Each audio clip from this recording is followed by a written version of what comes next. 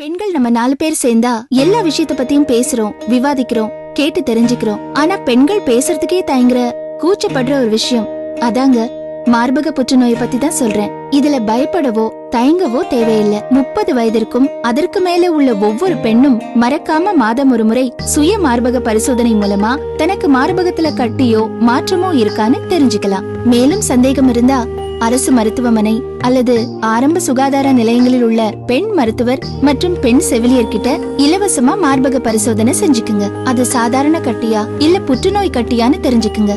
தாமதிக்காதீங்க. இது சில நிமிஷத்திலேயே செய்யக்கூடிய எளிய பரிசோதனை. 30 வயதும் அதற்கு மேற்பட்ட ஒவ்வொரு பெண்ணும் மாதந்தோறும் மார்பக சுய பரிசோதனை செய்து கொள்ள வேண்டும். கட்டியோ அல்லது ஏதேனும் மாற்றம் தெரிந்தால் அரசு மருத்துவமனை அல்லது ஆரம்ப சுகாதார நிலையங்களில் பெண் மருத்துவர் அல்லது செவிலியரிடம் மார்பக பரிசோதனை செய்து கொள்ளுங்கள். பயப்பட வேண்டாம். மார்பக பரிசோதனை ஒரு சில நிமிடங்களில் செய்யக்கூடியது, வலி இல்லாதது, எளியது. ஆரம்ப நிலையிலேயே கண்டறியப்பட்டால் மார்பக புற்றுநோய் முற்றிலும் குணப்படுத்த முடியும். மேலும் குடும்பத்தில் யாருக்காவது மார்பக புற்றுநோய் இருந்தால் குடும்பத்தில் உள்ள மற்ற பெண்களும் கட்டாயம் பரிசோதனை செய்து கொள்ள வேண்டும். மார்பக சுய பரிசோதனை செய்து கொள்வீர்.